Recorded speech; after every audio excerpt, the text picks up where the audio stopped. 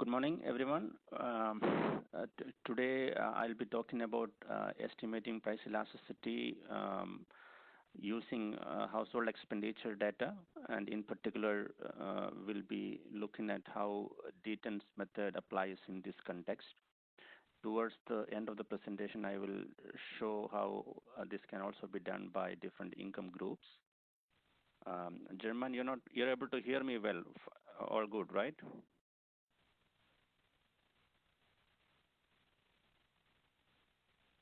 Yes, I can hear you very well. I think that the other ones are, yes, I will mute the other ones, but I can hear you very well. All right. Okay. Thank you. Okay. Just to give a very brief outline, I'll briefly introduce the almost ideal demand system, and then briefly talk about the household expenditure surveys, and then how household expenditure surveys collect price information in the survey, and then how such price information cannot be used as such directly while estimating demand elasticities because of various problems associated with the way prices are collected in these surveys, and how Deaton's model proposes a solution for that and allow us to estimate price elasticities given the household expenditure surveys that many of the low-income countries have. And I'll also, if time permits, show how this model works in Stata using a single commodity as example. Since most of you are, I believe, all of your economists, and probably with good skills on Stata and these theories, demand theories, I don't think really I would need to explain much into the details of these models, but I'll try to quickly run through these. The almost ideal demand system is one of the many popular demand systems. This is one of the most popular demand systems out there, which is used to estimate elasticities of demand from household budget surveys. This was introduced by Deaton and Mulber back in 1980s, and it is one of the widely used demand systems. The general form of these aids with linear approximation is given here. You can see on the slide the general equation for the aids model. It starts with the budget share on the left-hand side and followed by a set of independent variable on the right-hand side, which includes prices, a set of other household characteristics typically, but we're not shown it here. And also we have expenditure, which is deflated like with the price aggregate. So this demand system has all the theoretical properties of usual demand systems, like adding up property, homogeneity, and symmetry. With the kind of parameters that are estimated, you can introduce these parameter restrictions to meet these theoretical properties in the system. And the price elasticity for AIDS model is derived using these formulas given in the slide here. I'm not going into the details of it. This is just to give you an introduction as to how AIDS model look in equations. So let me, and I would come back to it when we actually introduce the Deaton's model, and I'll draw some similarities with it later on. The demand systems using budget shares, just like as we already saw, AIDS is a demand system which uses budget share on the dependent variable, as a dependent variable. So typically, the demand system estimation is using budget shares of commodity groups as a dependent variable. It is said that they may be biased even when one has perfect price measures. This is because when regressing budget shares on price, there are two pathways through which prices can impact budget shares. When the price increases, for example, the household might decide to decrease the quantity purchased, thus reducing the budget share on it. The household might also substitute to cheaper quality of the same good, which would also reduce the budget share. So because of these two different pathways that results as a result of changes in price, the regression cannot really determine whether the observed negative correlation between prices and the budget share is actually due to a response on the quantity margin or on a quality margin. This is one of the dilemma when you use budget shares as a dependent variable.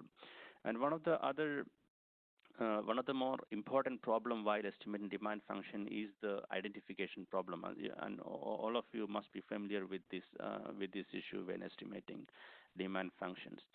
In a competitive market, prices and quantities are simultaneously determined with interaction of both demand and the supply curve.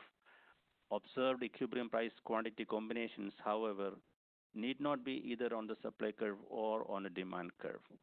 To be able to actually identify the demand curve, it is important that the prices has to be truly exogenous, and the other things that affect the demand curve has to be fixed, and that is a ceteris paribus assumption that we use.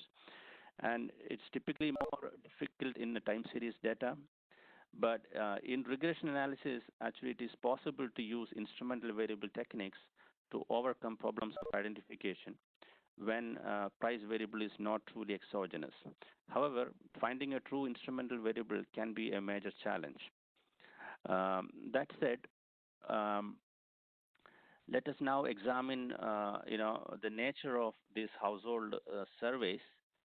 Um, is there some? I see some. There was some chat message. Somebody messaged me in between.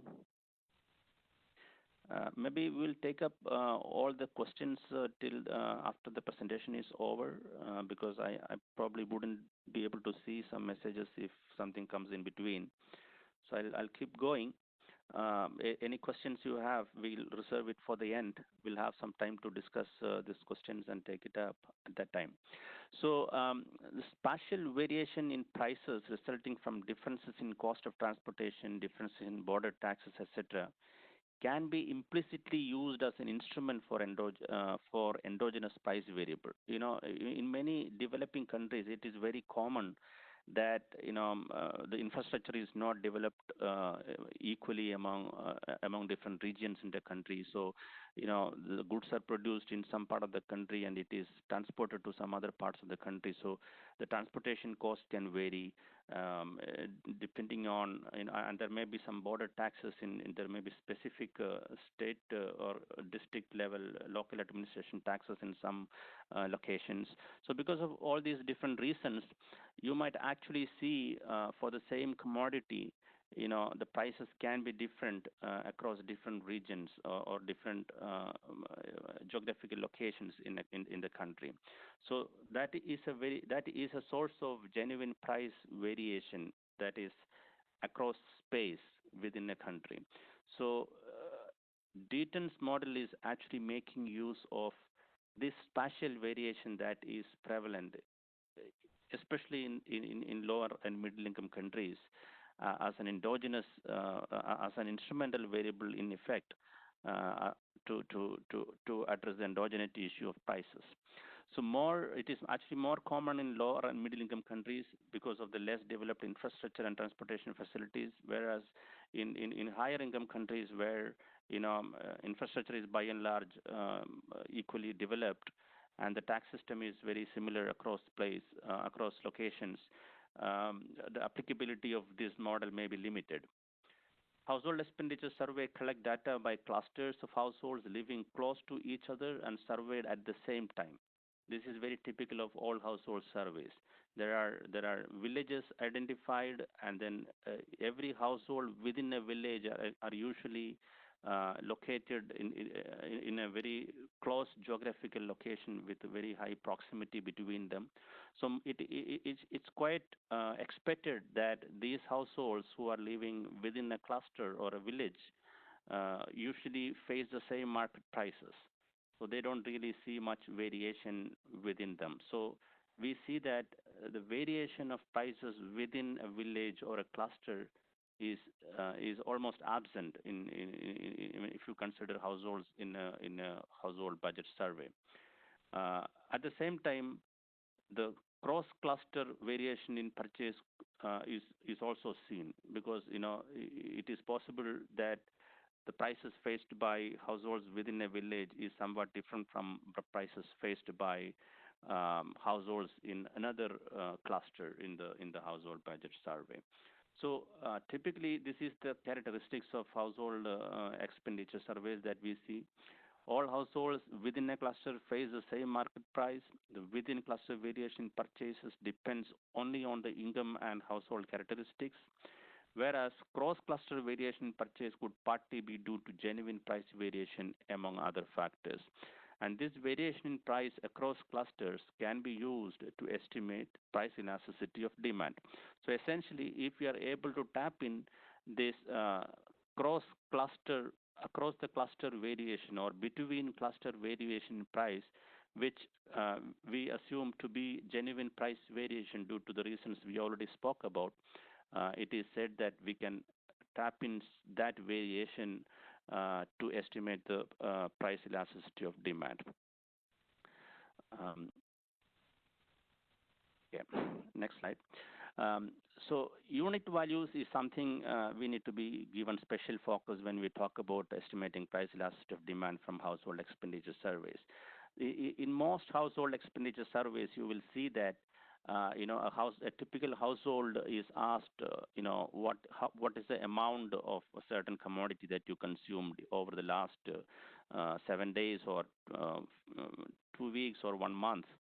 And the households are also asked to report the expenditure they spend on consuming that amount of or quantity of commodity.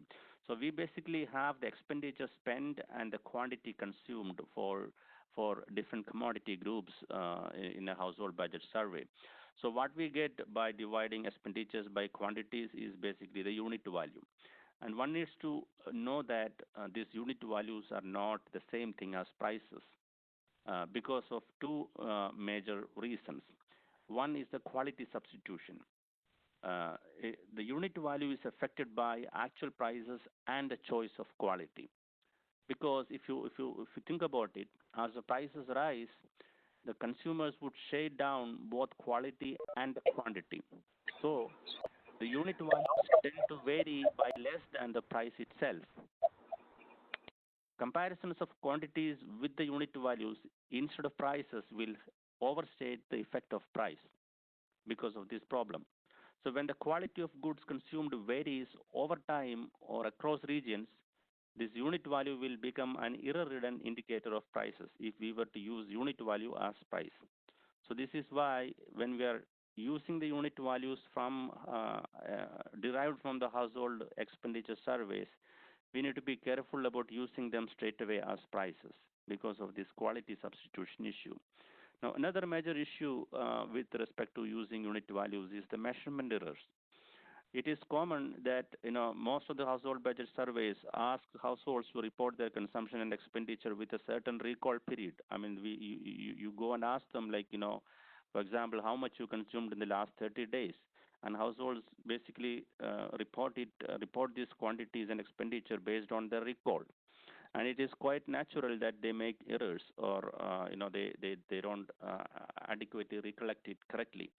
So because of which there will be some errors in measuring the quantity or expenditure or both that a household report during the interview process. And any such errors in the measurement of either quantity or expenditure or both will be carried over to unit value also, because as we already saw, the unit values are expenditure divided by quantity. So any error in measurement of either quantities or expenditure would also get carried to unit values. So we should be mindful of that also while using unit values as a proxy for prices in estimating price elasticities of demand. To the extent the errors in unit values reflecting changes in quality are uncorrelated with the unobserved characteristics in the model, the estimated price effects will be unbiased, but it is possible and even likely that quality and prices are correlated. The quality issue can be solved either by direct measurement of quality or by independent recording of market prices.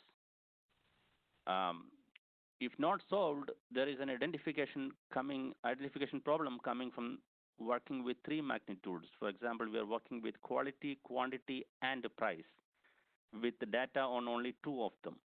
So there is an identification issue right there. So how has the literature treated unit values in the past. There has been various ways unit value has been used to estimate price elasticity in the past. The old methods, I mean, old studies used to straight away use unit values as proxy for prices, and they simply assumed there is no quality substitution. So typically, they use household-specific unit values with missing unit values replaced by some mean unit values calculated across other households in the same region or seasons, and then or use cluster median unit values in place of household specific and missing unit values. So the idea is basically use unit values straight away as a proxy for prices without really worrying about any quality issues or issues in particular. I mean, these studies might be taking care of the measurement errors to some extent, but quality issues has been ignored in many of the studies. That changed totally when Deaton introduced his model. The Deaton's model also uses unit values as a proxy for prices, but the difference is that this particular model use a particular structure imposed by a weak separability assumption to impute the extent of quality substitution. So in effect, Deaton's model is actually correcting for any quality variation in unit values. It also corrects for measurement errors in addition to that. So sort of takes care of both the issues with the unit values that we already discussed. And then a third method is a standard price method. So here, the price opinion or market price surveys are used. You use traditional price data collected from stores while estimating elasticity of demand. Instead of using the unit value from the household budget, you can match local prices collected from other surveys with households from that particular location if you have that level of price information available outside from some other surveys. Or sometimes people even use many statistical agencies, when they collect CPI, the consumer price index data, they have this raw data from which they construct consumer price indices. And this raw data typically contains actual retail price data on products across different locations in the country. So if you have access to such data at a very wide scale from different locations in the country, we could use that instead of unit values while estimating price elasticities. And basically merge those data with the household expenditure survey data. So in such case, there is really no need for a measurement error correction because you are directly observing the actual retail price data here. And there's a fourth method is unrestricted method. It basically infer the extent of quality substitution empirically by looking at the relationship between unit values and price. So for this, for one to be able to do this kind of stuff, one has to, while doing while collecting household expenditure surveys, one has to also collect data on retail prices from the same location, so that one can estimate the relationship between both. So, however, I have listed a paper here by McKelvey. I have given the full reference at the end of the slide in the last page. So this paper basically gives a detailed exposition to different methods used here. And brings out the relative merits and demerits of each of these methods. So you might want to take a look at that paper. So let us focus on, so the point here is to say that, Deaton's method seemed to be probably the only method given, in practice, probably this becomes the only method to estimate the price elasticity with the household budget surveys, because you will see that most household budget surveys only collect these unit values, and we do not have a matching retail price data to match with these household budget surveys in reality. I mean, there are only few countries or few places where such retail price data are available to be able to match with these household budget surveys. So we are left with relying on Deaton's method and addressing this issues of unit values as far as issues with respect to quality substitution and measurement errors are concerned. So it is better to address those and use the Dayton's method to estimate the price elasticity in the absence of having actual retail price data available from elsewhere or from the same budget surveys. So now let's focus on the unit values and the choice of quality to begin. We'll be taking each of these issues one by one. We'll first look at the quality issue with the unit value, and then we'll look at the measurement error issue with the unit values, and we'll see ways to address both. Because unit values are chosen, there is a simultaneity bias if we were to use unit values to explain quantity demanded. That is, we are actually dividing expenditure by quantity and using that to explain quantity. So there is some kind of a simultaneity happening. So unit values are positively related to income or expenditures. But despite the quality and measurement error issues, it is still worth looking at whether unit values give useful information on prices. So it is actually one of the preconditions for using this model that we should be, first of all, able to find that the unit values itself has sufficient variability across the regions that we are interested in. Unless we are able to find sufficient variability in unit value itself, there is no question of using these data to estimate price elasticity because, first of all, I mean, after all, we're using when we are using a household budget survey, these are cross-sectional surveys that comes from a single point in time. So it is difficult to find variation in prices across geographical location unless there are some genuine price variation that is being guided by these factors like um, you know ta- different tax regimes existing or because of the infrastructural bottlenecks that we talked about earlier, or something or the other.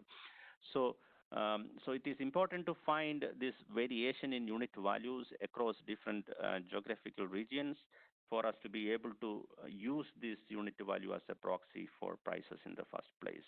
So here is a table which gives the result of, basically this table gives the result of a regression of log unit values and dummies for provinces and for quarters. So here, this is the data from Pakistan.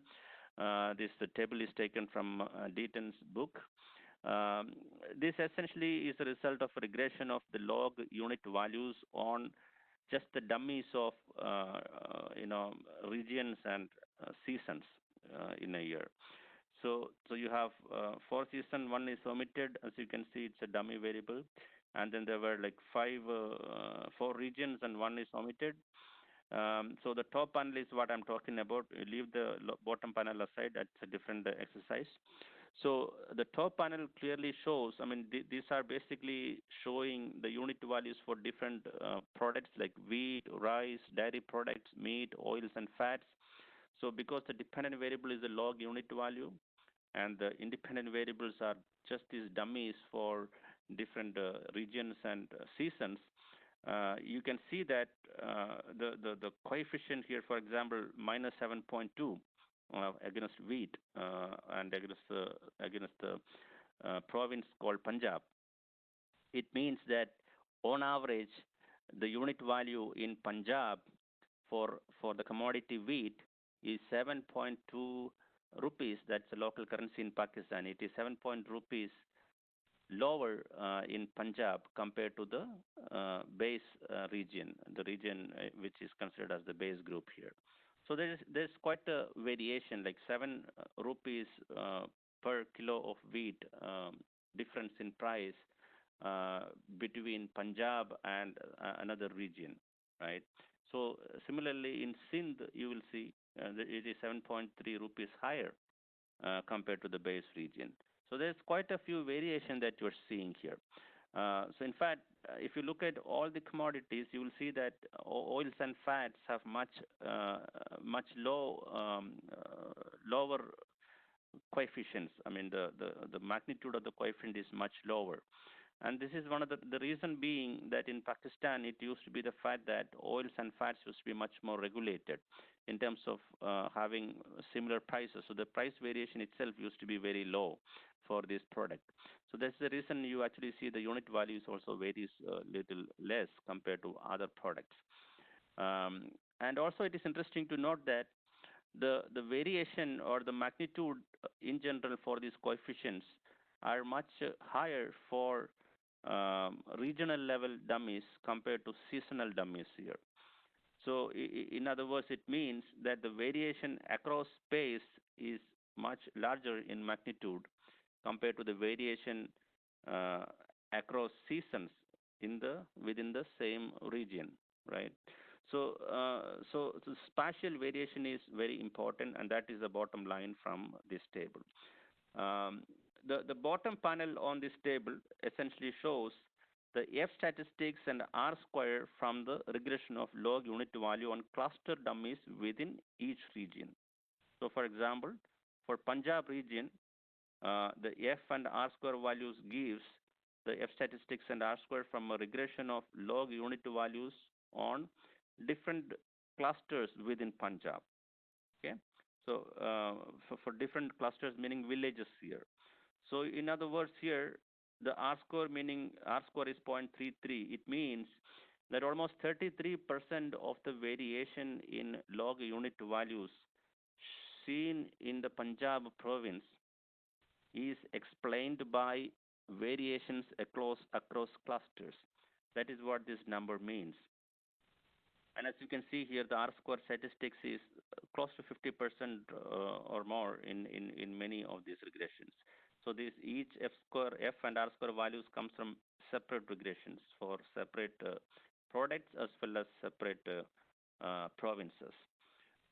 So clearly this table indicates that there is, so this basically just shows the stata command for doing that. For the top panel, you can simply do a regress command for regress log unit value or LUV item against provinces and quarters. You can, with the I dot, these are two factor variables there. So you can simply do the regression. You can also do an ANOVA, which should give you identical results. So both are shown here. The observations we already noted. Provincial price differences are larger than seasonal differences. Most province means are lower than those in the base region. Oils and fats have provincial price controls, and hence the variation is quite low. Since prices should not vary by much within villages over a short period of time, there should be significant F statistics for the village effect or village dummies. Or in other words, the village dummies should explain a large share of the total variation in logarithm of unit values. And we saw that almost 50% or more of the variation in unit values were in fact explained by village dummies within each of the provincial regression that we looked at in that table.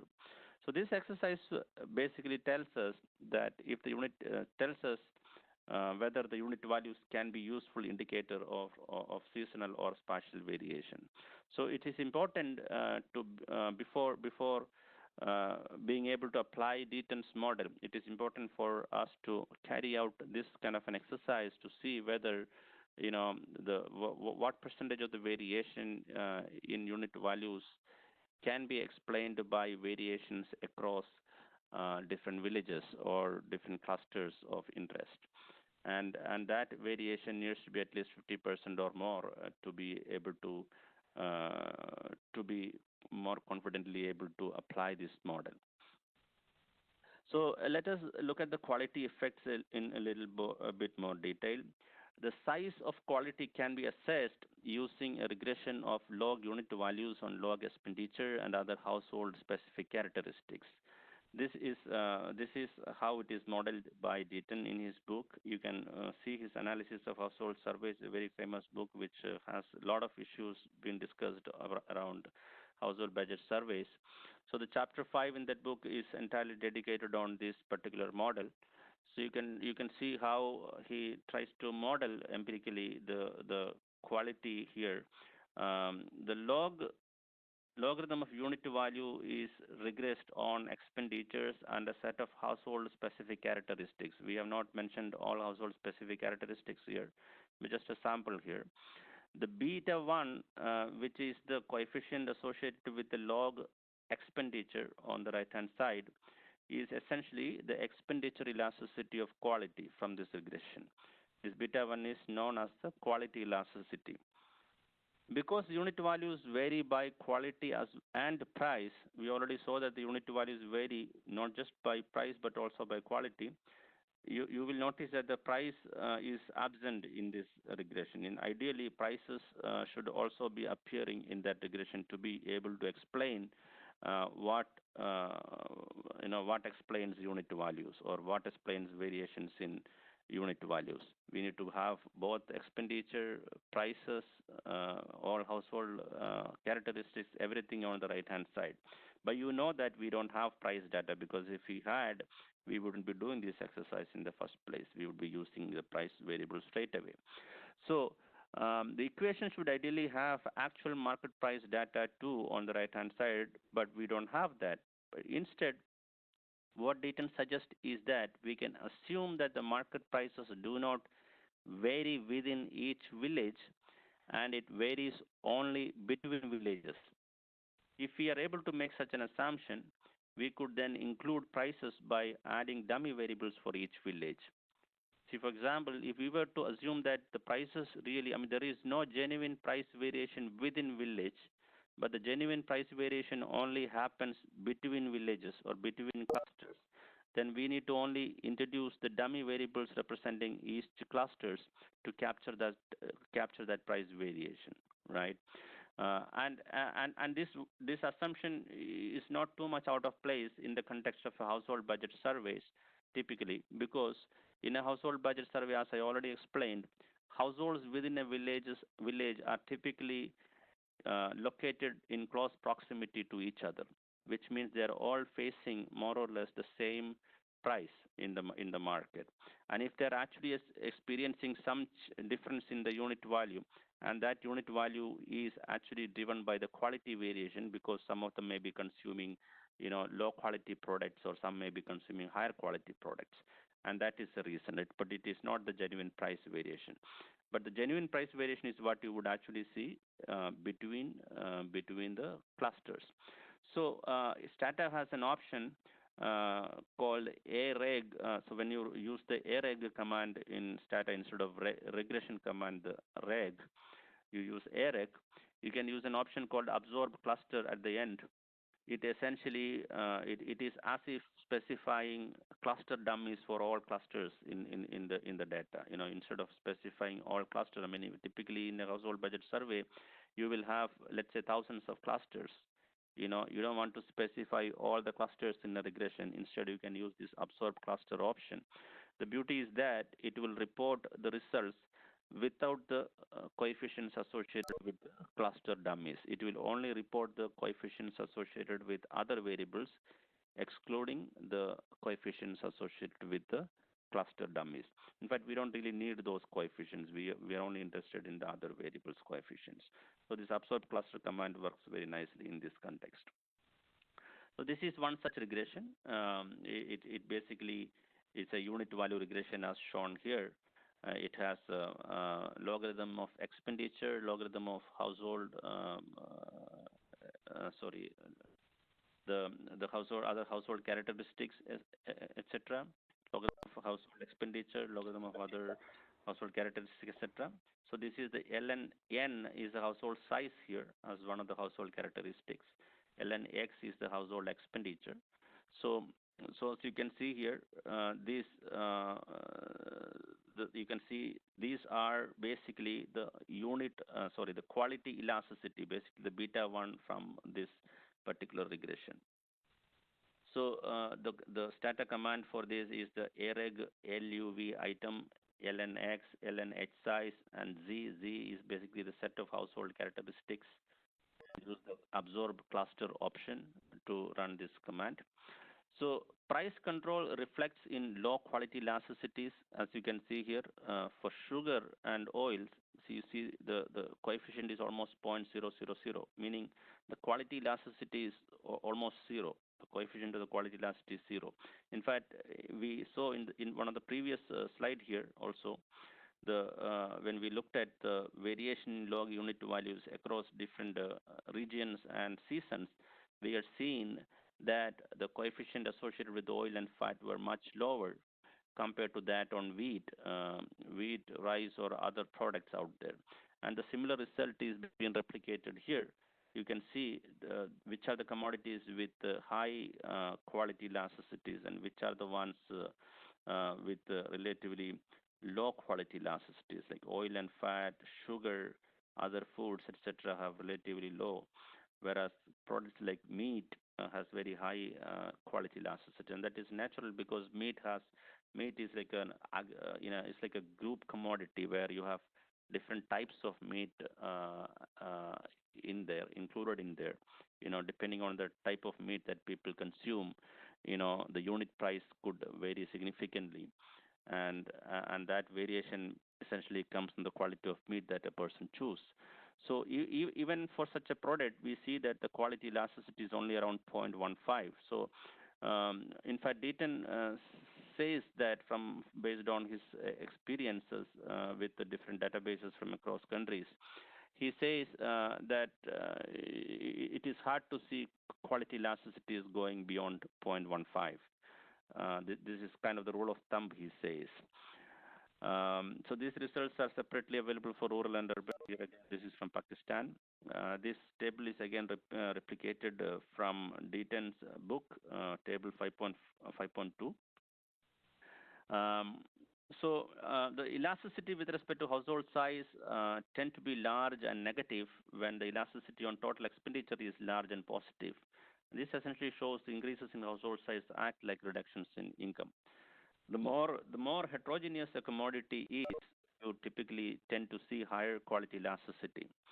The results show that quality effects in unit values are real.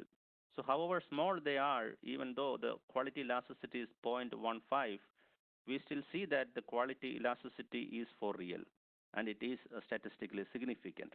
So we see a statistically significant quality elasticity because in fact, you see many of these coefficients are statistically significant. These are t-values in parentheses.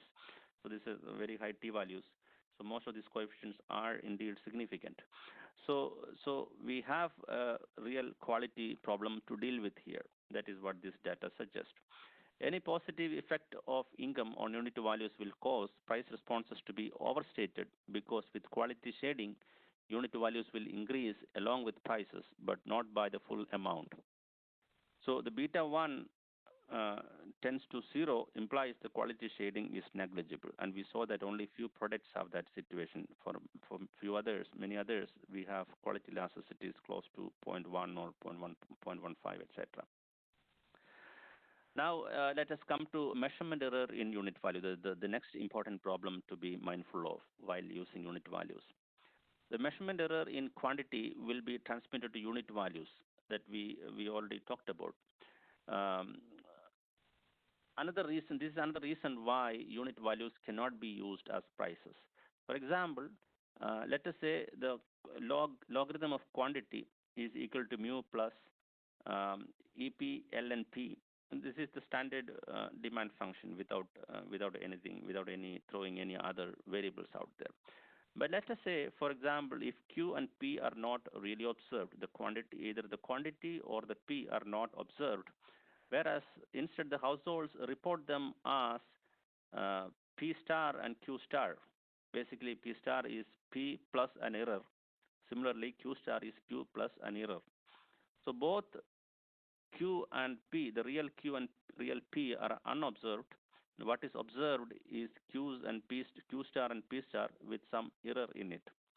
Assuming the measurement errors have variances sigma 1 square and sigma 2 square and covariances sigma 1 2, and substituting these unobservables in the first equation, and if we were to estimate it by Euler's, the probability limit of the price elasticity estimate will be given by the Plym formula right here. This is derived. You substitute P star and Q star into the first equation, and assuming this sigma 1 square, sigma 2 square, and sigma 1 2, you can derive this Plym. So So now let us now come to a functional form of Deaton's model. I mean, Deaton's model actually, if you look at this book, it takes through different stages.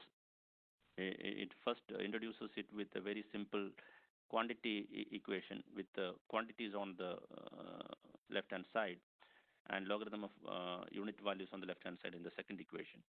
But then he advances to a single commodity model, which is more functional, he says, with budget shares as the first equation. Budget share equation is the first equation. It is basically a two equation model. The first equation consists of a budget share on the left hand side, and on the right hand side you have logarithm of expenditure and a z, which is a vector of different household characteristics, and then p, which is the prices, and FC, which is fixed effect, a village fixed effect. It basically works like an additional error term, and U0CH is the error on that equation. And then we have a second equation, which is an equation for logarithm of unit values.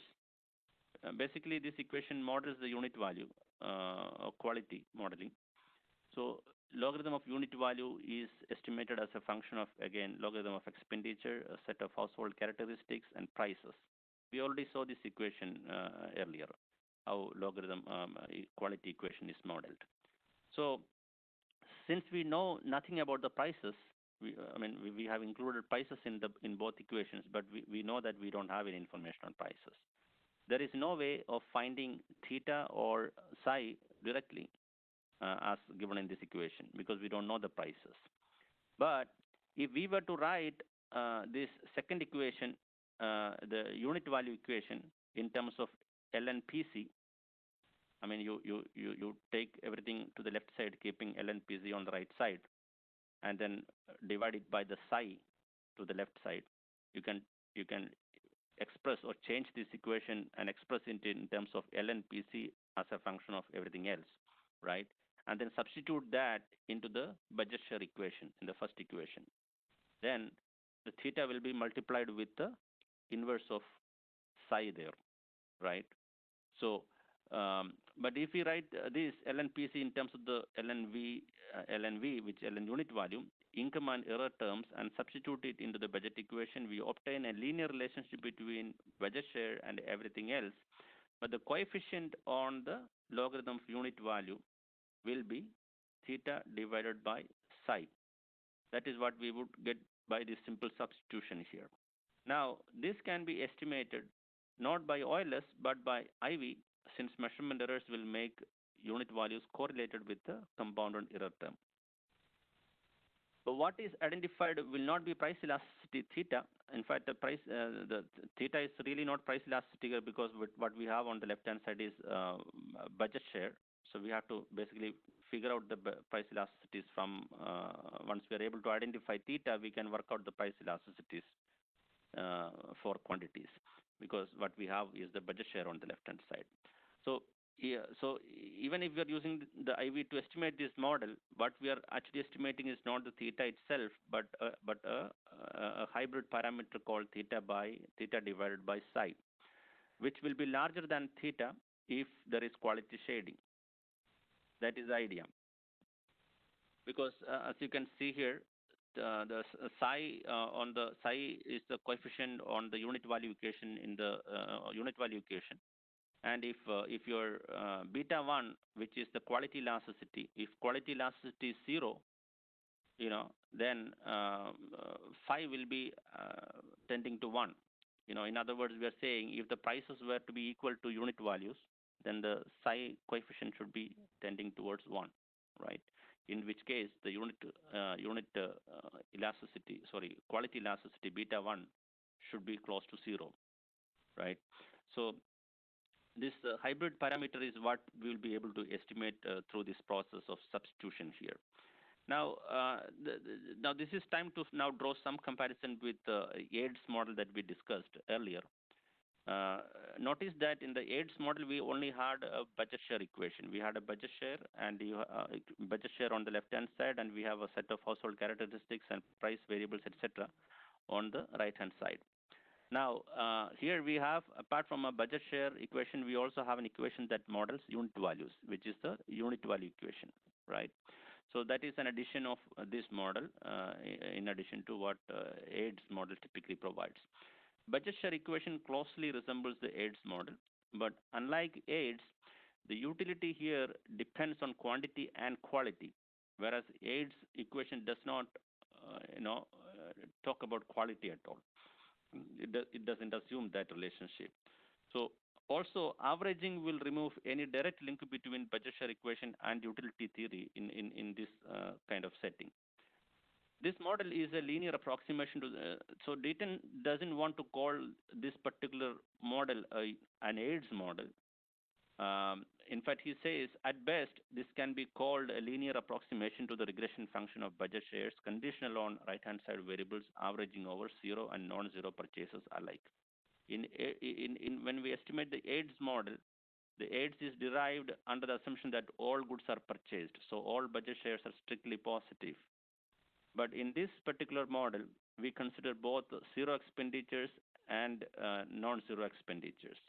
For example, here, our budget share regression will have budget shares of zeros. Zero also is allowed as a budget share, right? So there will be households who are spending, households who are not spending on any given commodity. So you have budget shares of both zero. It will be between 0 and 1.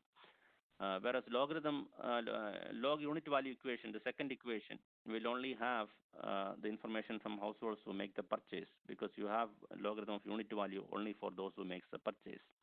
So both these equations will have different set of observations. The first budget share equation will have all households in the survey, households who are consuming and not consuming in the particular commodity of interest, whereas the second equation will only have the positive consuming households.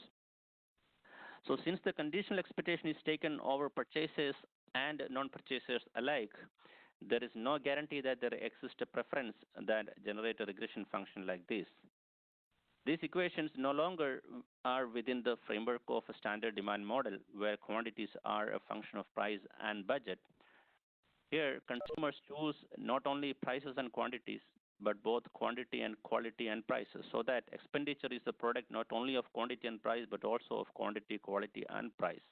So Deaton says that ideally it should be shown to be consistent with an augmented utility theory instead of the regular utility theory that we are accustomed with. So now let us get into the estimation of the model, how we actually estimate the model. It progresses through different stages. In the first stage, we remove from each of the observables the corresponding cluster means and run an OLS regression. So beta naught and beta 1 can be directly obtained from the first stage. As you can see here, the beta naught in the budget share equation and beta 1 in the unit value equation, those are straight away, it comes to you once you run these two regressions in the first stage itself. Assuming E naught and E1 to be the residuals from budget share and unit value equations, we are assuming those to be the residuals, then we can work out the variances of U0 and U1 and the covariances of U1 and U0 using this formula. Sigma 0, 0 is equal to E0 prime E0. Similarly, sigma 1, 1 is E1 prime E1, and sigma 0, 1 is E1 prime E0 plus. So we have these estimates of variances and covariances of the errors from both these equations worked out here. So basically, you run the first two regressions, and then from the residuals of those of the budget share and the unit value equation regressions, you save the residuals, and then you can work out the sigma 0, 1, sigma 0, 0, and sigma 1, 1. So these are basically variance and covariances of error terms in the budget share and unit value equation, and these are also the estimates of the degree of measurement error. Now comes to the second stage of estimating the model. In the second stage, the effect of total expenditure and demographics are removed from the raw data and budget share and log unit values. Okay, let me go back once. I forgot to say, when you estimate these equations, remember this piece prices are appearing in both the equations. We know, as I already said, we don't have price information, so we will be using the cluster dummies in both these regressions to represent price variation across price variation, because it is, instead of the prices, it is a true genuine variation across the clusters is what we are utilizing here to represent prices in this model. So we will have the cluster dummies in both these both the regressions when we actually run the regression. Going back here to estimate the model to the second stage. In the second stage, what we are doing is we are basically creating two variables here, y0 and y1. As uh, y0 is created from the budget share regression. Basically, it is the left-hand side budget share minus the estimated quantities of logarithm of expenditure minus logarithm of household characteristics. Remember, we have only minused the effect of household expenditures and other household characteristics from the budget share in while constructing this y0 variable. We have not removed the effect of these cluster dummies from the budget share regression that we used. Similarly, for y1, we construct a y1 variable by subtracting the effect of logarithm of expenditure and other household characteristics from the log unit value variable. Again, just like the budget share regression, we are not removing or we are not subtracting the effect of cluster dummies from this variable. So basically, we are retaining the information on, basically we are retaining the information of price variation across clusters and preserving that in these y0 and y1, and only purging household specific characteristics from it. As I already said in the beginning, remember, the variation in unit value that you would see within a cluster are essentially the variation resulting from household differences in household characteristics, etc. Whereas the variation across the clusters that we are seeing is essentially the price information or genuine price information that we want to make use of while estimating the elasticity of demand. So at the household level, we are purging all household characteristics from the budget share and unit values for each of the households. So that is why we have HC as a subscript. H represents the household, C represents the cluster. So now once it is constructed, we are going to aggregate it over each cluster. Basically, we are aggregating this y0 and y1 variable for each households over each cluster and come to the next set of equation yc and yc0 and yc1. Now see the cluster, the subscript h has been removed here. Now we have a cluster level variable. So these are basically aggregated for all households within each cluster, right? And now the YC0 and YC1 has rightly the information on prices retained there. See the theta, L, and PC coming from the budget share regression, and psi, L, and PC coming from the log unit value regression. Those are retained, and the other error terms are also retained there. Okay, so now we have constructed two cluster level variables, YC0 and YC1. Now, again, notice here, theta and psi are not estimated directly from the data as market prices are not observed. We only have the dummies here, the dummies for clusters, right? But we already saw that we can actually consistently estimate a ratio between theta and psi by way of substitution, as we already discussed earlier, okay? And this phi is that ratio that we can estimate using YC0 and YC1. Now, for this, we estimate first the covariance and variance of these two variables. We want to estimate the theta, the ratio between theta and psi. To estimate that ratio, we first find the covariance of YC0 and YC1, which is given as this. And then we also have variances given as this. Now, we are familiar with this particular Euler's formula. When the standard Euler's estimator of regression of y on x is basically the ratio of covariances of x and y to the variance of x. That is a standard Euler's formula, right? But for the errors in variable estimator, the standard Euler's estimator, which is x prime x inverse x prime y, is replaced with x prime x minus q inverse into x prime y minus q, where q and capital Q and small q are the components of x prime x and x prime y respectively. Similarly, replacing y's by their first stage estimates, I mean, if we were to estimate, if we were to replace the YC0 and YC1s with their respective estimates from the first stage regressions, we will be able to estimate this ratio phi as covariance of YC0 hat comma YC1 hat minus sigma 01 by NC divided by variance of YC1 hat minus sigma hat 11 by NC plus. Here NC basically is the number of the households in a cluster, number of all households in a cluster, whereas NC plus is basically the average number of households who are consuming the particular commodity. The households were reporting positive consumption. So that's a slight distinction you have to make there. So the price and quality effects are essentially, so the thing is here now using this so-called errors and variable estimator, basically you can see the covariance by variance is the standard Euler's formula, and then the sigma 1 by NC and sigma 11 by NC1 is essentially correcting for the measurement error basically in this estimator. So the errors and variable estimation correcting for the measurement error. So what we have here is an estimate of the phi, but we don't have separate estimates of theta and psi. Remember, theta was the coefficient associated with the price variable in the budget share equation.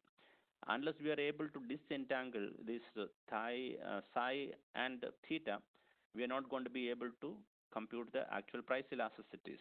But we, as of now, have only this ratio between theta and psi, right? Now,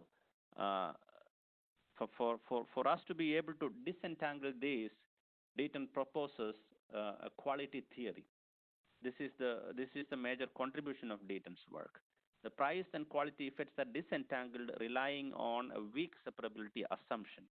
This is the crucial assumption that Deaton uses to disentangle this ratio of psi and theta. So the assumption is that the weak separability assumption says that goods in group G form a separable group in households' preferences. In other words, it means the marginal rate of substitution between different goods in a group are independent of quantities consumed outside of the group. Now, if you think of it, it is like, for example, your budget you're spending on a certain commodity is like a two-step process. First, you assign a certain budget on spending on a group of commodities, say, for example, cigarettes or tobacco, for that matter, right? Now, once you decide the amount of money that you want to spend on that group of commodity, now, how much you spend within items within that group of commodity is independent of how much you are spending in other groups. Basically, once you decide the amount to be dedicated to this particular group, then your spending decisions within that group is independent. That is what you mean by a weak separability. So if commodity groups are weakly separable, then the quality theory that Deaton proposes, it implies the relationship between quality and price can be imputed from income elasticity of quality and quantity and the price elasticity of quantity. So he says that if the weak separability assumption holds, the relationship between quality and price can be imputed from the income elasticity of quality and quantity and the price elasticity of quantity. So the formulation of this quality theory gives the relationship between quality, price, and expenditure elasticities as follows. It is given as psi is equal to 1 plus beta 1 EP by EX, where, remember, beta 1 is the quality elasticity, which comes from the unit value equation we already saw. Eta P is the actual price elasticity or price elasticity of quantity, and eta X is the expenditure elasticity of quantity. So this is the relationship between price, quantity and quality that is derived using the quality theory that Deaton contributes to this model. The idea is that the quality shading in response to price increases is not likely to be very large if the expenditure elasticity of quality, that is beta 1, is close to 0, in which case the psi will be close to 1 and the psi inverse theta, which is the hybrid parameter that we are estimating, will be close to theta itself. If so, we could ignore the quality issues and treat unit values as price except for measurement error. Now, remember, only if we are able to find a beta 1 or the quality elasticity which is close to 0, we are okay neglecting that and treating the theta itself, and you need to adjust the model or adjust the unit values only for measurement error. Obviously, because if we are finding that the unit values do not have any quality elasticity, then we don't need to correct for it, right? So, but if the quality elasticities are significant, if it is found to be significant and sizable in magnitude, then we need to make corrections for both. Now, deriving the parameters is pretty straightforward once the formulas are given in the book, Dayton's book. Since the budget share is nothing but quantity into unit value divided by quantity into unit value divided by expenditure, we can derive the price elasticity and expenditure elasticity as follows. So given the definition of budget share, you can write it as logarithm of budget share is equal to logarithm of quantity plus logarithm of unit value minus logarithm of expenditure. We can find the first derivative of logarithm of budget share with respect to logarithm of expenditure, equivalent to logarithm of quantity by logarithm of expenditure plus logarithm of value by logarithm of expenditure minus logarithm of expenditure by logarithm of expenditure. So that leads to this formula: beta 0 by W is equal to eta x plus beta 1 minus 1. So we can derive the expenditure elasticity as 1 minus beta 1 plus beta naught by W. Remember, now we have everything to estimate expenditure elasticity. 1 minus beta 1, where beta 1 is the elasticity of quality which comes from the unit value regression. Beta naught is the coefficient associated with the logarithm of expenditure in the budget share regression, divided by W. W is the budget share itself. To get the price elasticity of demand, use the same derivation. You can find the price elasticity as theta by W minus psi. Now, to further to actually compute these parameters further, we use this particular relationship that came from the quality theory, which shows the relationship between quality, price, and expenditure elasticities as psi is equal to 1 plus beta 1 eta p by eta x. And you can substitute eta p and eta x, and simplifying would yield psi as 1 minus beta 1 into W minus theta divided by beta naught plus W. And theta can be recovered as follows. I don't want to read this out. You can read that. So the idea here is that if beta 1 is very small, if the quality elasticity is very small, this whole psi parameter there will be small, and so will be the correction to theta. So the correction that is required for theta will be much low. Once these parameters are recovered, prices and expenditure elasticities can be computed from the equations above. We already worked out the expenditure elasticity and price elasticities already. So this is it. The model is it is pretty straightforward. Dayton has also provided a multi-commodity model, which makes these equations a little bit more complex. It has to use matrix algebra to be able to convey this. But let's not go into that. I mean, the idea is to understand the model. Once you appreciate how the model works, extending it to multiple commodities is no big deal. In fact, Dayton has provided detailed stata codes, although those codes are a little old, not in fact little old, it's quite old. This book actually came out in 1997. So I think the original stata codes by Dayton were written in stata 4, and now we are on stata 16. So obviously, there's huge inefficiency if we were to use the original codes by D10. But it's quite a complex code, and it is quite a challenge to rewrite it in using the new stata. But we have done that for one commodity model, which I will be explaining soon, so you will know how it works. So just to recap, uh, the effects of household characteristics are removed from the budget share and unit value. Basically, that is called purging the quality effects. Any residual variation in unit values and covariance with the budget share residuals is assumed to reflect measurement error, and the first stage regression residuals given an empirical estimate of this error. The first stage regression actually gives an empirical estimate of this measurement error.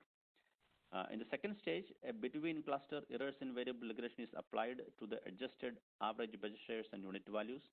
In the third stage, the prices and quality effects are disentangled, relying on a weak separability theory of quality. The procedure relies on the existence of genuine variation in price across clusters and requires that such variation be exogenous to the processes that determines the demand.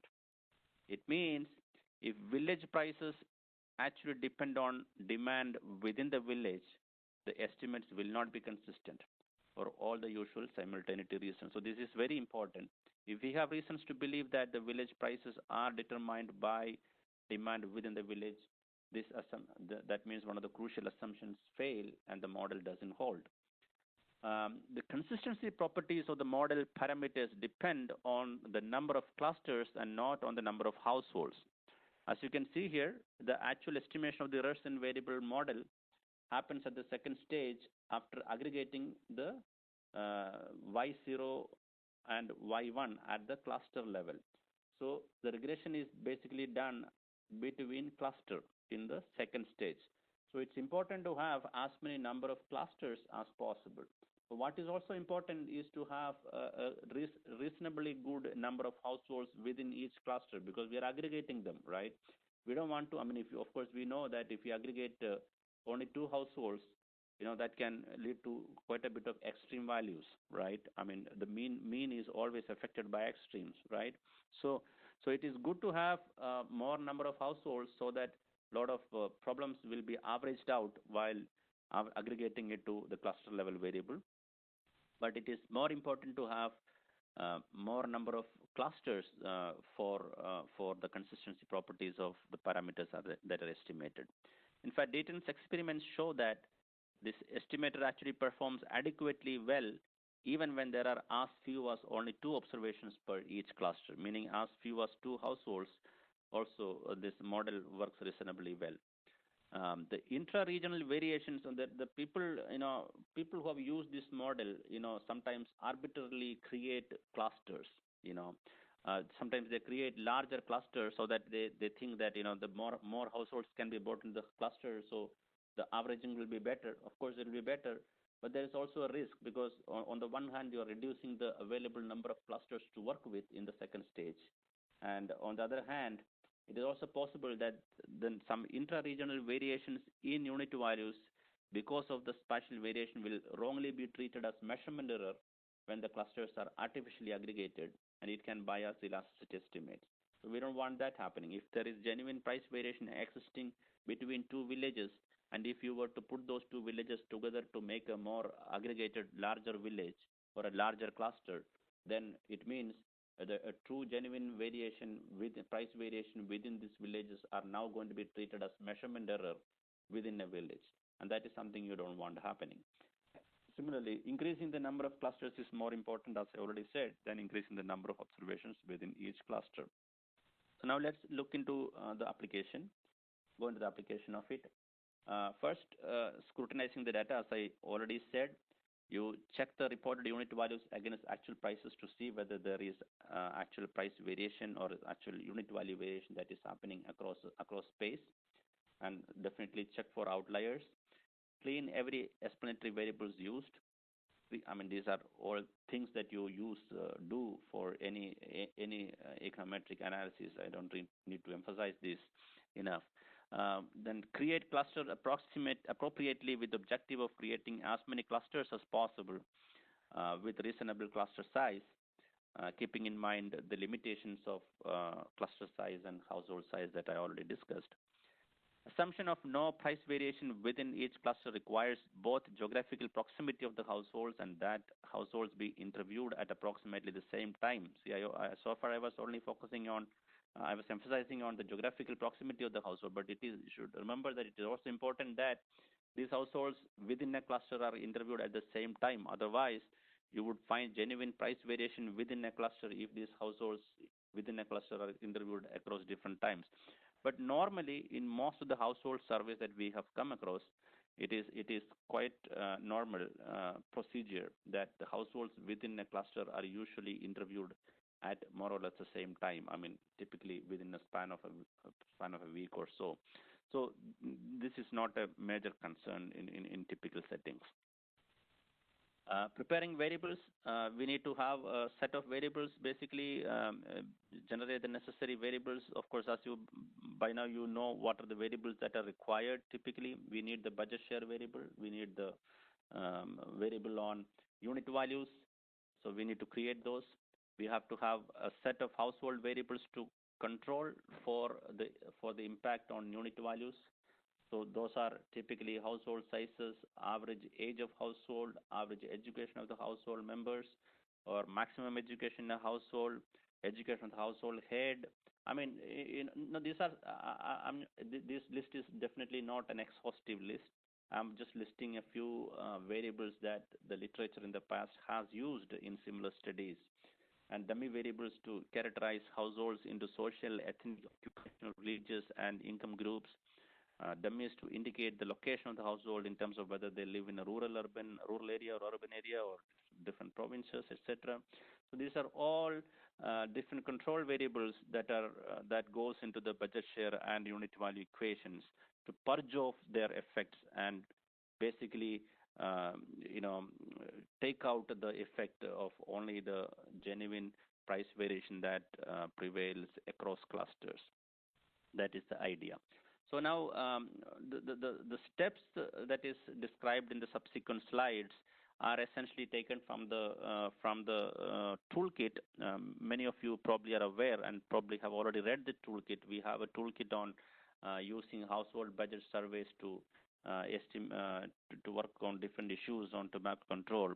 It is available in University of Illinois website. The chapter 3 in the toolkit essentially deals with this particular price elasticity estimation issue that we've been discussing now, and it has different steps with which we can achieve this, and also for each step we have provided stata commands. I'm sure most of you are very experts in stata. You don't really need many of these commands, I'm sure, but this is there, and we have also the do files given at the end of the toolkits we can make use of.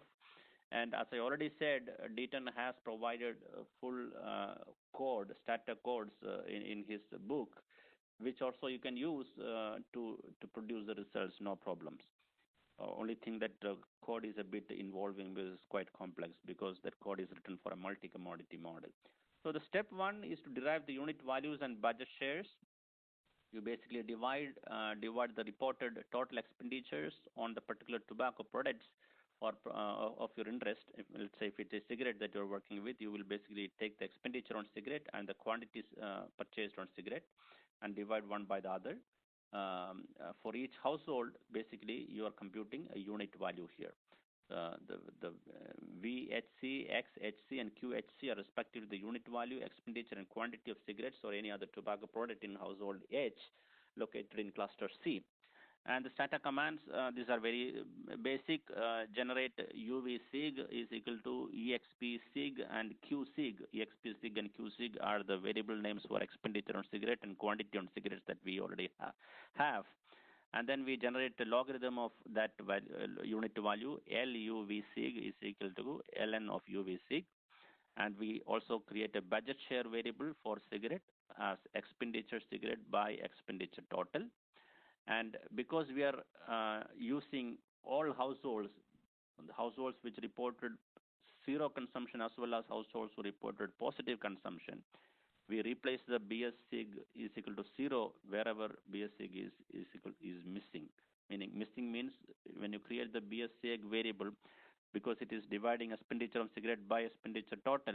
Expenditure total is the total household expenditure on every commodities together. Expenditure SIG will be zero not available for those households who are not reporting consumption. So for that purposes, we are replacing the budget shares with zero when there is missing. But I have observed that when the number of zeros is so significantly large, the distribution of budget share is so skewed with a very large number of zeros. If it happens typically when your prevalence of tobacco consumption or cigarette consumption is extremely low in some countries, then you will end up with a budget share variable with almost 90% or 85% zeros, and then only remaining with non-zero values. In such cases, I have seen this model sometimes give results which are not very desirable. And I've noticed that in such cases, working with only households who are positively consuming gives better results.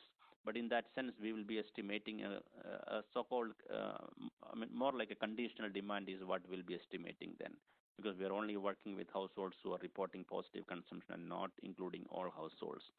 But typically, Deaton's book, he suggests that we use all households while estimating demands. But then he was actually not writing these codes for estimating price elasticities for tobacco products, but for other regular products which are by and large used by most of the households out there. So this large inflated zero distribution was not a concern for him when he was developing this model. But for our purposes, I noticed that when the zeros are extremely large, it makes sense to only work with households with positive consumption instead of clubbing all households together. In the step 2, we test for a spatial variation in unit values, checking unit values, satisfying the main identifying assumption. That is the idea behind this exercise, that there is spatial variability in unit value. That is an assumption we have to, we have to see that our data actually shows that.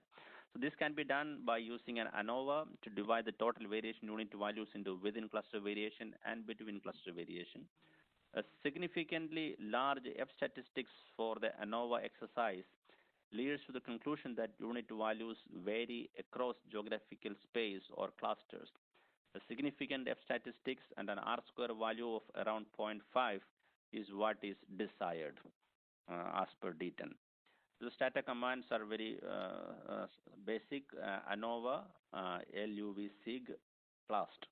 Basically, LUV-SIG is the logarithm of unit value of cigarettes, and clast is the cluster variable, name for the cluster variable. You can do the same thing with the regress command using the factor variable, factor I dot clast instead. Right. Now the step 3 is to estimate the within cluster regression, which is the first stage regression that we talked about earlier, equations 3.2 and 3.3 in the toolkit. So this is basically a unit value regression and a budget share regression. We already have all the variables worked out, so it is simple Euler's regression.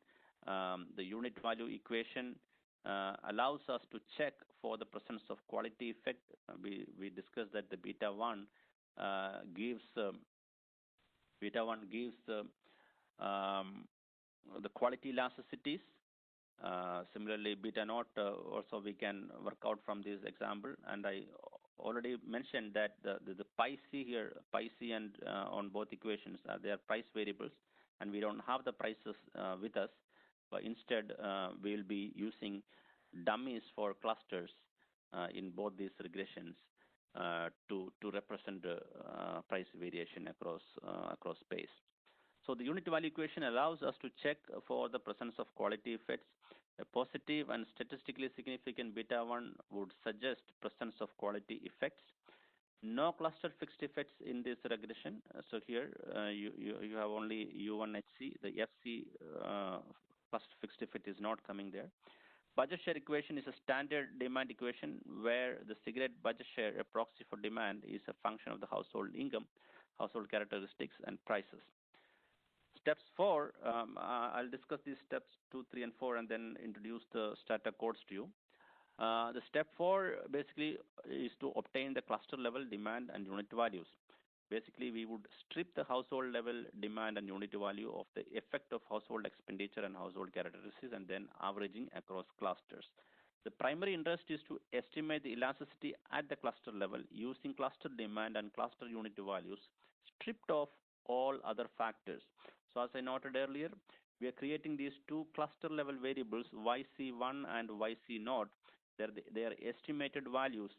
We are subtracting the estimated impact of expenditures and other household specific characteristics from both log unit values and budget shares to and then aggregating it over each cluster to derive this YC1 and YC0.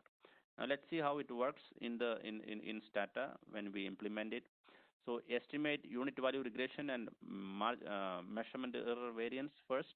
3 and 4 are done together. So use the areg command in Stata instead of reg command. It does the simple Euler's regression only, but with the added advantage of not having to specify dummy variable for each cluster. Instead, we can use an absorb cluster option there.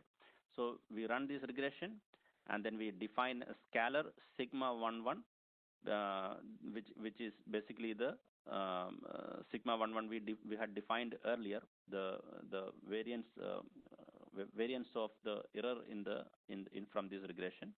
So that is derived as $S_E_SSC. This is programmer's language. You can see that this will be captured. These are basically scalars which are generated while these regressions are run. So you can basically capture these macros to form a scalar there.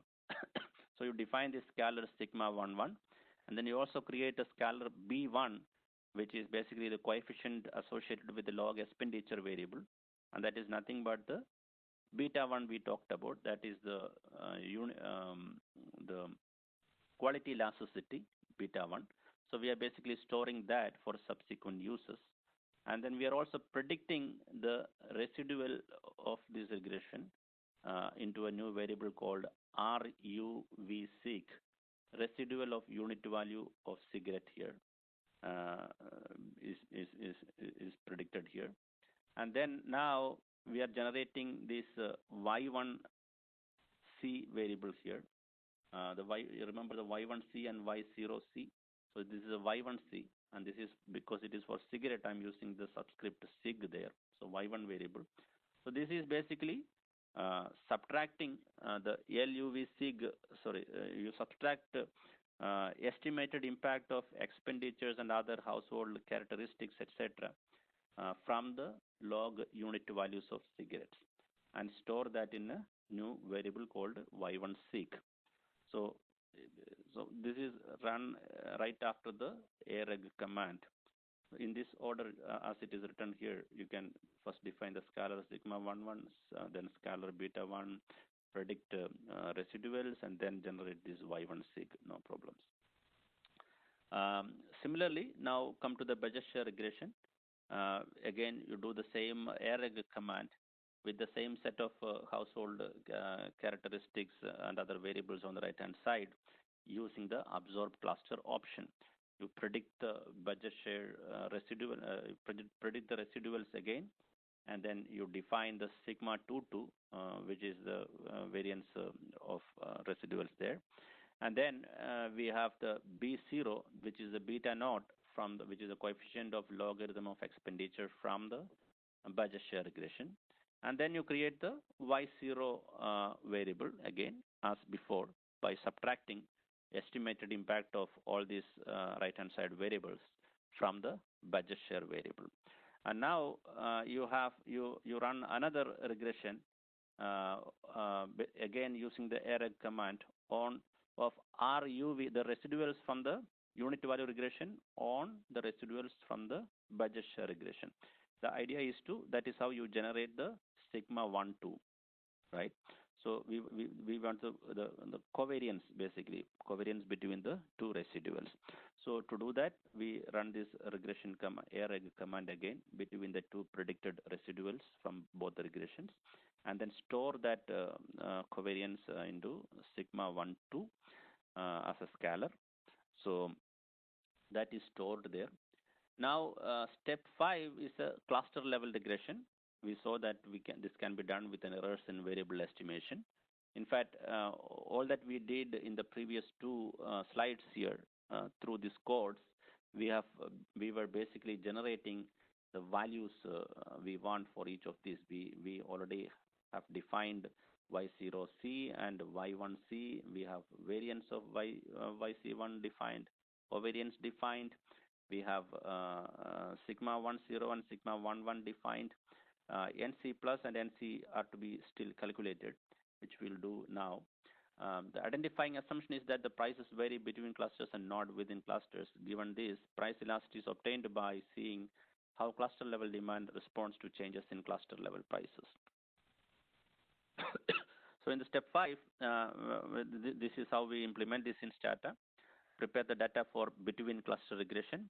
Basically, we average the variables y1 sig and y0 sig by cluster to generate y1 c and y0 c.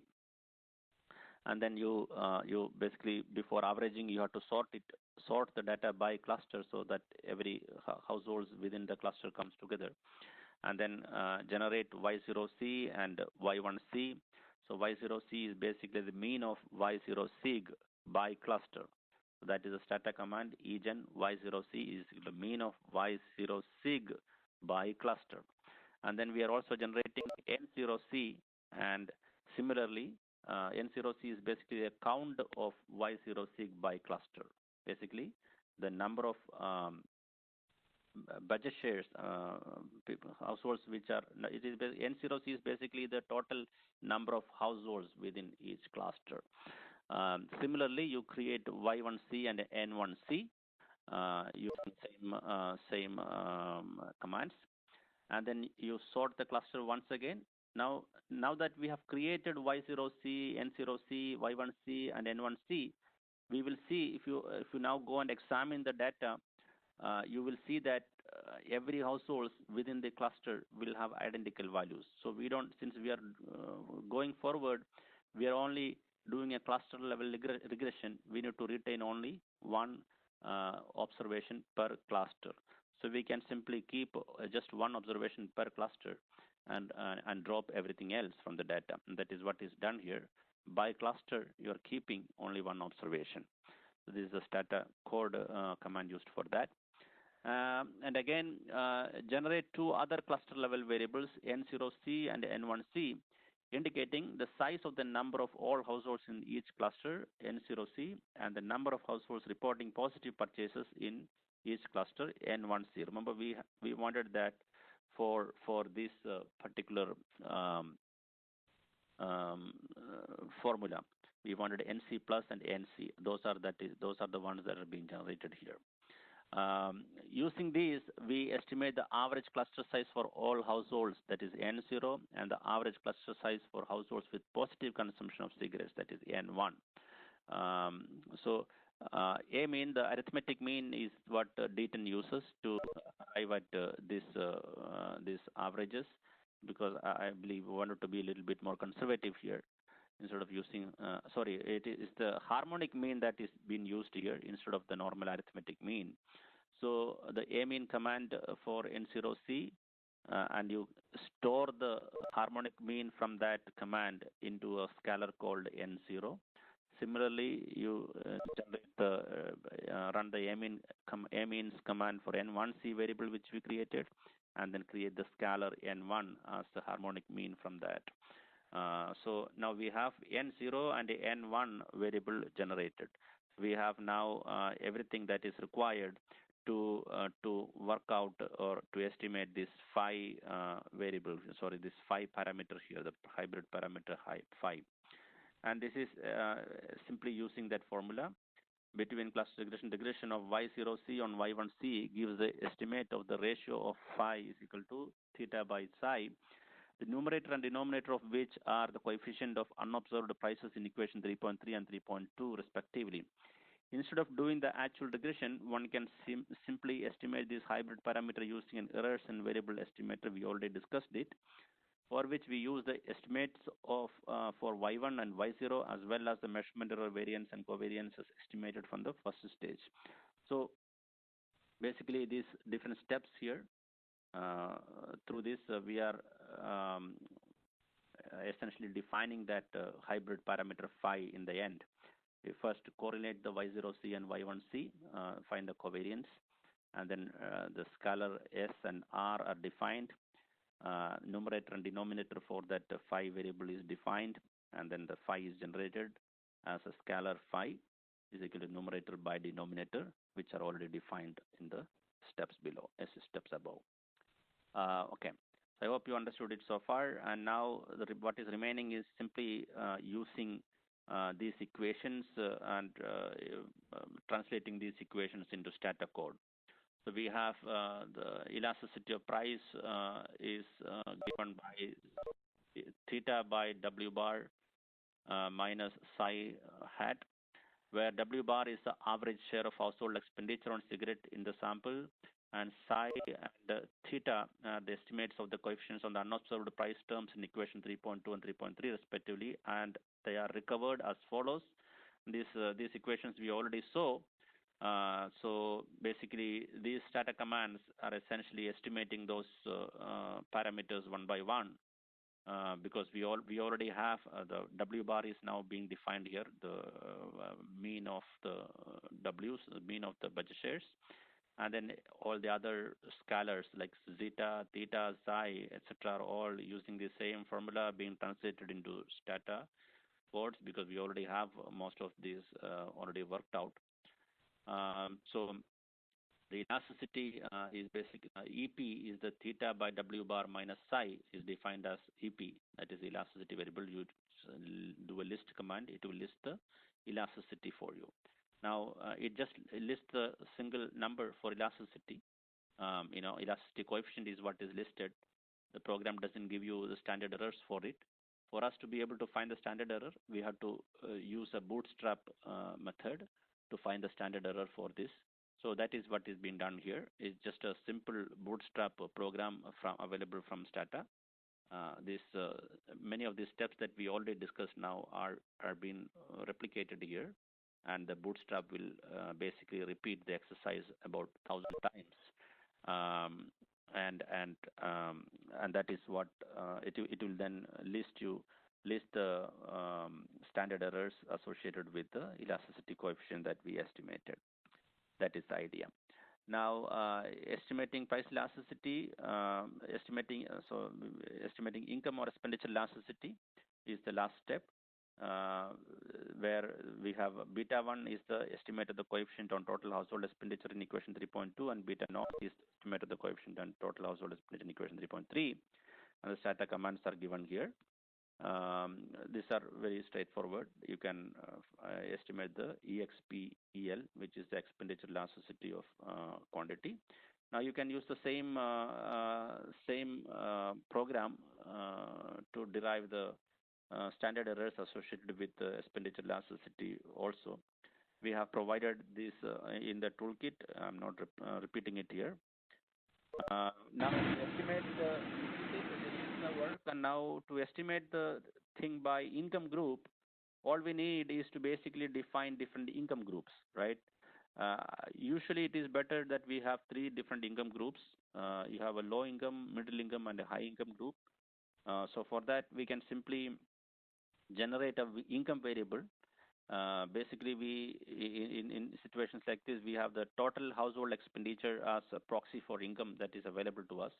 You can use the X total, which is the total expenditure variable, and generate 3 quintiles, 3 terciles, basically, using this command. So we have 3 income groups generated here, and now you keep one income group and drop the other data and repeat the same exercise. So you have you basically generate one estimate for income group 1, low income group, and then repeat the exercise and create it for income group 2, and so on for income group 3. Now, some people have seen, they want to analyze it at a much more detailed decile level, etc. But one thing to remember here is that when we expand it to income levels, the number of clusters that are available for us to work with becomes significantly lesser, because it's quite possible that we we find that there are only one or two households reporting positive purchases within an income group in a cluster, right? So in such case, it becomes the model, performance might be affected, especially if you are having cluster sizes with less than two households reporting consumption, right? So you might want to drop such clusters before using them in the regression. Now, if we actually perform it by decile groups, this problem becomes even more serious. It becomes extremely difficult to find sufficient number of clusters where you have at least two households reporting consumption from each decile, right? So one has to be mindful about, once you define the income group, we need to check the data whether there is sufficient number of households, at least two of them, at least two in each cluster reporting consumption. This is very important, as Dayton himself says from his experiments, that a minimum of two households per cluster is desired, and as many number of clusters as possible to improve the consistency of the estimator. With the different definition of very small income groups, this can become a challenge.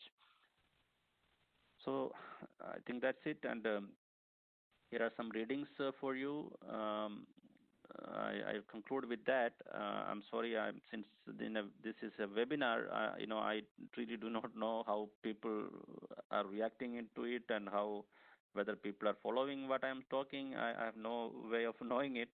I'm really sorry for that. Usually I've never done this seminar in a webinar like this. It's always been in person.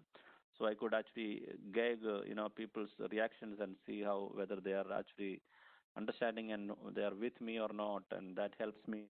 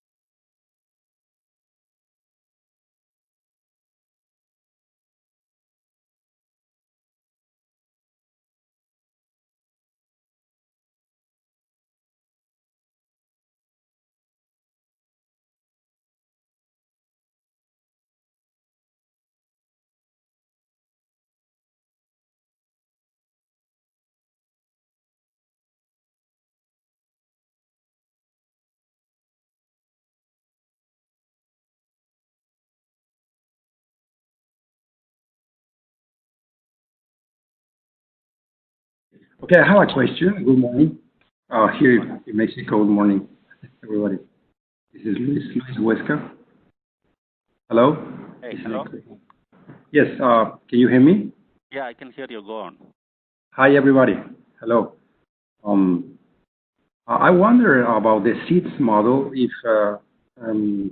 Thank you, Professor Rijo, for your nice explanation. I was just wondering about the seeds model. And all the features that we have seen in your presentation has been related to mostly to the model in the budget share and related to tobacco consumption.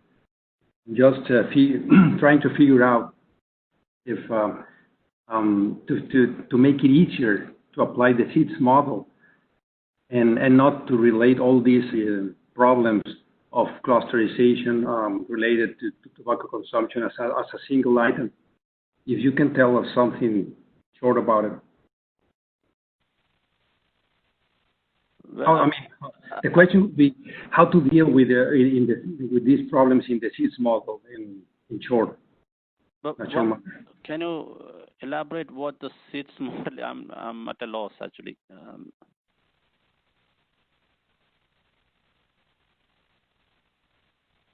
What is the seeds model you are talking about? I need a bit elaboration on that before I can comment. Yeah, it would be easier, to apply all these techniques in the single item detail system, the seeds model, and for example, in many projects we are working on right now, we are not using a budget share.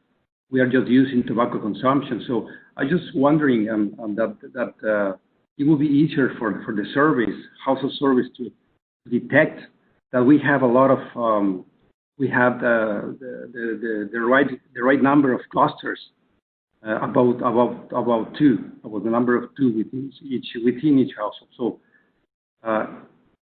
the basic question, it will be like using seeds model. It will be the best thing to fit the model and to obtain the right elasticities for us. Is that correct? So are you saying that the model that you're suggesting, it uses quantity instead of budget shares as the dependent variable, and then estimate the price elasticity?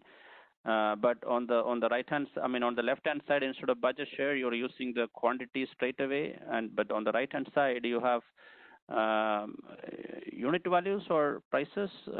Can you, if it is unit value, obviously it has to be unit value because you don't really get the prices from these surveys. And then how do you account for these measurement errors and the quality problems that we talked about in Dayton's model? There you're able to do that, or? Yes, but just using the seed model, and if we use another technique, like the two-stage or instrumental variables model, and to be sure, if we just produce the test of the clusters and looking at the number of the cluster within in our survey, we are going to be correct. In that we have the right data to work with, and then to move on to using using some other partition of income levels, like the desires, for instance. Well, I cannot authentically comment on whether this is good or bad. I need to be able to look into the seeds model that you're talking about in a bit more detail, and to see whether this is in fact accommodating everything that Dayton talked about in terms of the problems with using unit values and in terms of capturing this variation in unit value across space, etc., in this seeds model. And if that is implemented right, I don't see any problem in using that. But at the moment, I wouldn't be able to comment on that unless I'm able to go through this model in detail. Okay, thank you very much. Thanks, Luis. Thanks, Rijo. Hello. Think Carlos has another question. Yes. Hello, Professor Rijo. Thanks so much for the presentation. I have a question. So in one of the household surveys we have here, I'm from Peru.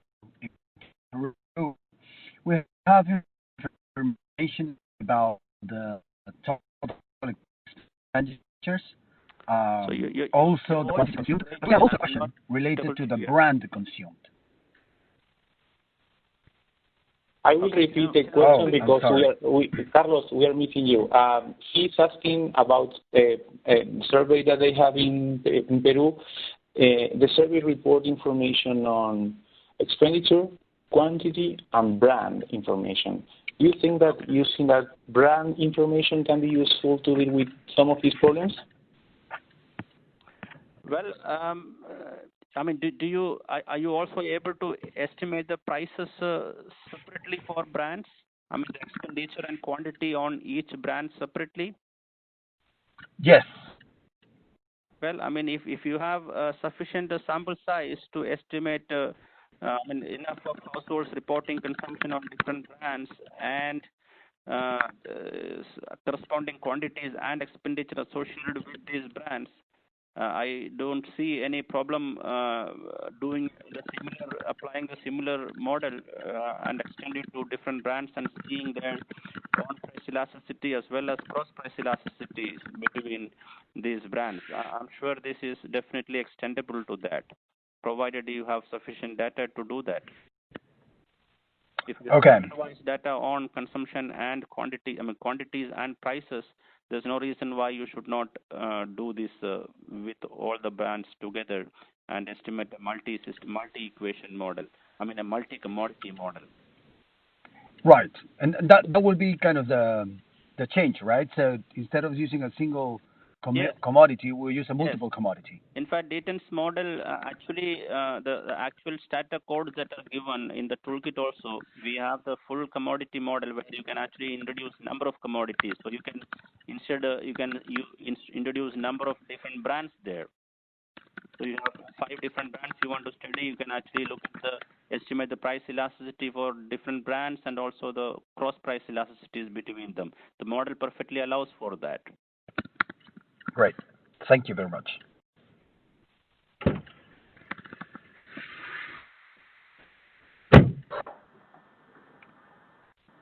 Hi, Herman. Hi. Can you hear me? Yes, we can hear you. Hi, hello. Jorge Puig from Cedlas, Argentina. I have one question. Because we are working with a household server for Argentina and we have only 24 clusters. And we are observing not too much variability in the unit value. So, 2 questions. If the fact of having 24 clusters is sufficient to apply this model, and if the fact of having not too much variability is a big problem here. Okay. Well, I mean, 24 clusters, unfortunately, is really very low in my opinion. But is it like just 1 year of data that you have? Is there a way that you can, join these same data from multiple years and then increase the number of clusters? Is that a possibility? No, we don't have this possibility because we have only 1 year in the survey. Okay, just with 1 year and then 24 clusters. Yeah, I feel it's very limited. I'm sorry, but I feel it is very limited data. Okay. And what about using the 2004 and 2013 surveys? What do you think, Jorge? Pardon? And yes. Like 2 ways. Do you think that's possible, or the change in methodology can be a challenge? Well, I think that we can try in order to have more variability and more observations. Maybe we at the end of the day we have again 24 clusters, but maybe using the time variability. 24 cluster is like truly unbelievable. I mean, is that for a whole country or what you're talking about? Yes, other 24 provinces of Argentina. 34 provinces. Sorry? There is some information at cluster level, but information is not publicly available, Rijo. Sorry about that. The information is not publicly available. So you have 24 provinces, right? Yeah. So don't you think there is within each province there are multiple clusters possible? No, because the institute here does not publish the information at more disaggregated level. So is there no way? I'm sure the database actually. So which means your each province will have many number of households in each province, right? Yes. So is there no way of identifying any sub location within the province in this database? No. At the moment, no. Okay, so I guess probably you need to work with the statistical agencies and see if they will give you access to more disaggregated geographical identifiers from this database instead of working with provincial level data. That is probably the only way out. Okay. Well, yes, we tried, but we didn't get success with this strategy here. But well, we will try again.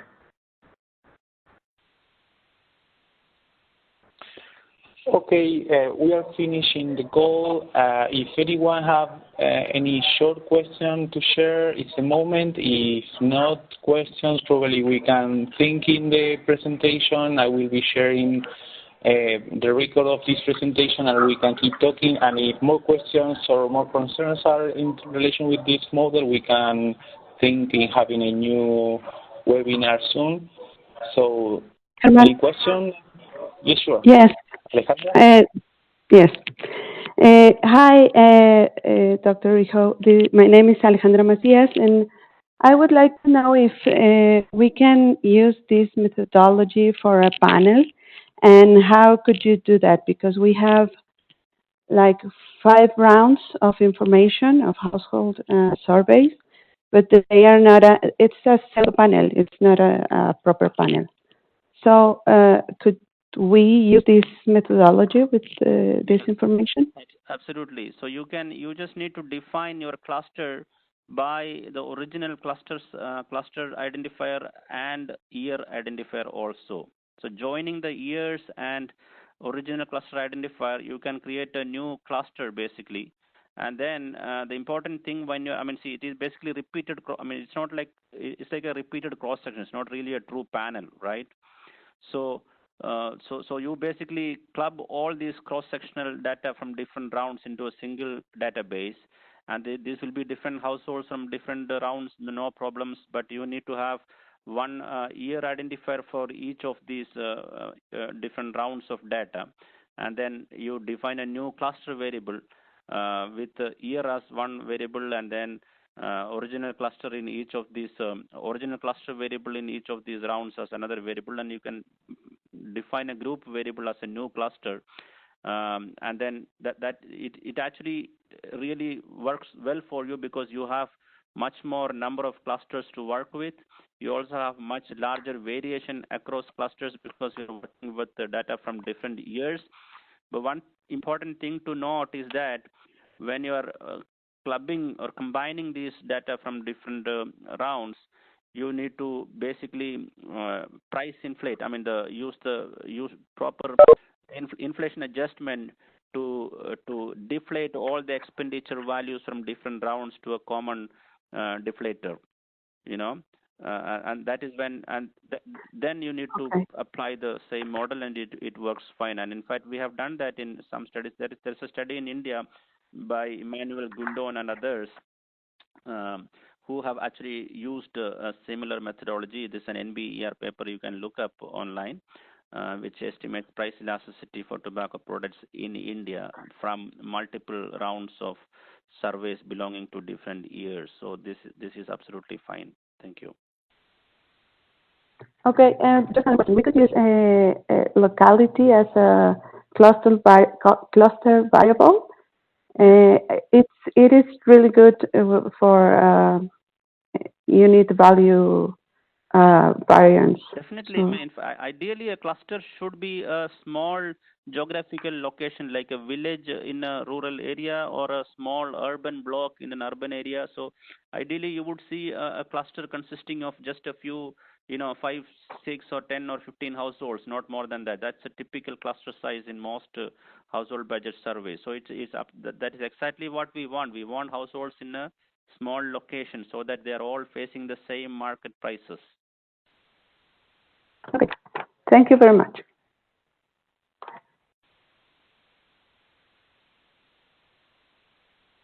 Any other question?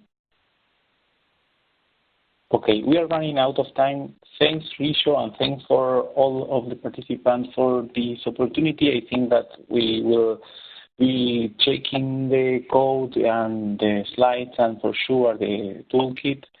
And probably we can think in a follow-up call or a new webinar to keep talking about this. Thanks, everyone, and have a good day. Bye-bye. Thank you. Goodbye. Thanks so much. Bye.